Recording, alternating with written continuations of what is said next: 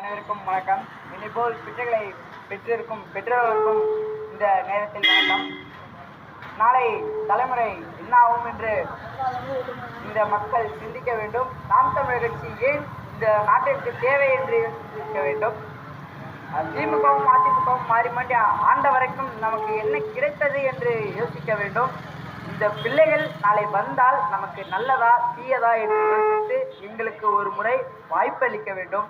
நாளை தலைமுறைகள் இந்த பூமியில் இந்த மண்ணில் சுதந்திரமாக வாழ வேண்டும் என்றால் நாம் தமிழர் ஓட்டளிக்க வேண்டும்.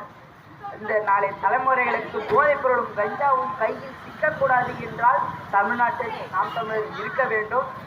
கஞ்சாவின் போதைக்கு மக்கள் தமிழர்கள் அடிமையாகினால் என்ன நிலையில் இருக்கும்? இந்த அரசாங்கம் ஏன் அதை தட்டி கேட்கவில்லை? இதுவரையும் திமுகவும் அதிமுகவும் மாறி மாறி ஆண்டதில் நமக்கு என்ன கிடைத்தது?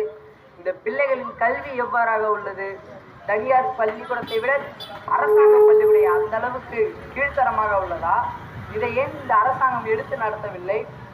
அரசாங்க கல்வி தமிழர்களுக்கு இலவசமாக கிடைத்தால் அங்கே இருக்கும் கல்வி தரமாக இல்லை. நாங்கள் ஆட்சிக்கு வந்தால் தரமான கல்வி, அனைவருக்கும் தரமான மருத்துவம், ஒவ்வொருவருக்கும் தரமான குடிநீர், ஒவ்வொருக்கும் அந்த பகுதியிலேயே இருக்கும் மக்களுக்கு அந்த பகுதியிலேயே அரசாங்க வேலை, காவல் நிலையமாக இருந்தாலும் மருத்துவமனையாக இருந்தாலும் அவர்களுக்கு அங்கு மரியாதை தரமாக இருக்க வேண்டும். நாங்கள் ஆட்சிக்கு வந்தால் ஒவ்வொருவருக்கும் அரசாங்க வேலை, படித்தவர் படிக்காதவர் என்று அனைவருக்கும் அரசாங்க வேலை.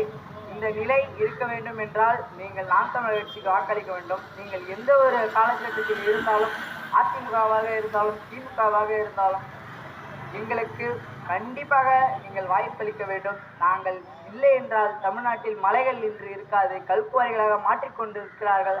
ஆற்றில் இருக்கும் மணல் அள்ளி அள்ளி விற்கிறார்கள். கேரளாவுக்கும் கர்நாடகாவுக்கும் இல்லாத ஆறா, இல்லாத மலைகளா? அங்கிருந்து ஒரு சொட்டு நீர் தரமாட்டோம் என்றதற்கு இந்த அரசாங்கம்